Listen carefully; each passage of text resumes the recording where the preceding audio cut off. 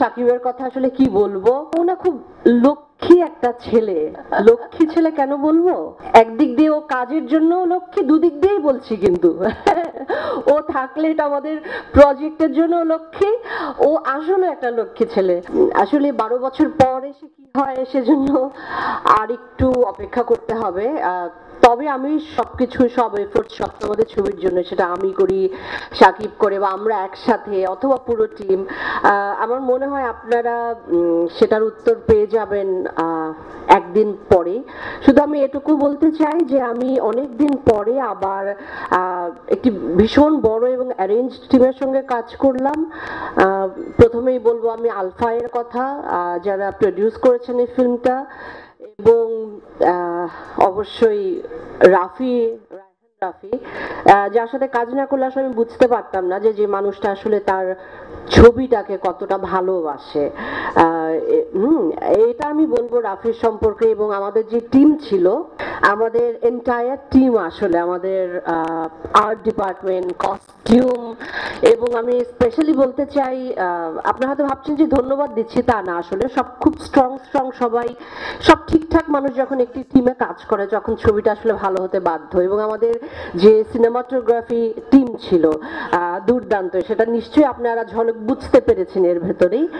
আর এবং আমাদের যে শিল্পীরা সবাই ছিলেন, আফজাল ভাইয়ের সঙ্গে কাজ করবার সৌভাগ্য হয়েছে আবার অনেক দিন পরে, যার হাত দিয়ে আসলে আমার কাজ শুরু হয়েছিল।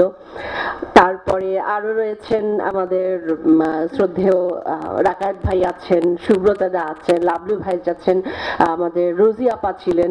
সব এত গুণী মানুষের সঙ্গে আসলে কাজ করলে না, সব কাজ এমনিতেই ভালো হয়ে যায়।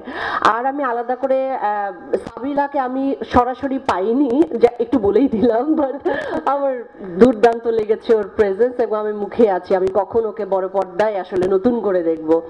ও যখন কাজ করে, ও যে কত পরিশ্রমী, ও যে কেমন করে কাজ করে, এবং একটা আর্টিস্টের সঙ্গে যখন কাজ করার যে আনন্দ, একজন এরকম মানে তৈরি আর্টিস্ট যে কিনা আসলে এত ভালো বোঝে টেকনিক্যাল এবং অভিনয়ের জায়গাটা, আপনারা আবার নতুন করে নিশ্চয়ই ওকে ডিসকভার করবেন। আমার আর বলবার কিছু না, but it was very delight to share, মানে ওর সঙ্গে আমার screen share. Thank you Sakib, thank you so much. মানে it was a wonderful journey. আর সবশেষে থ্যাংক ইউ আপনাদেরকে, আপনারা নিশ্চয়ই আমাদের ছবিটিকে একটা অন্য জায়গায় পৌঁছে দিবেন। Thank you Rony, thank you Chorki, thank you, thank you so much.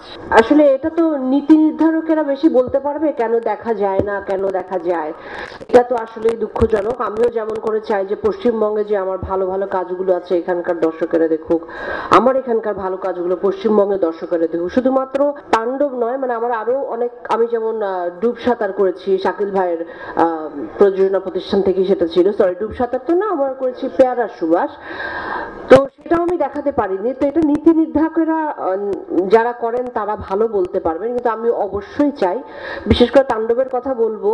আর এজন্যই বলবো যে একটু বলেই দিই, গল্প নির্ভর ছবি, এই ছবির আরেকজন হিরো কিন্তু গল্প।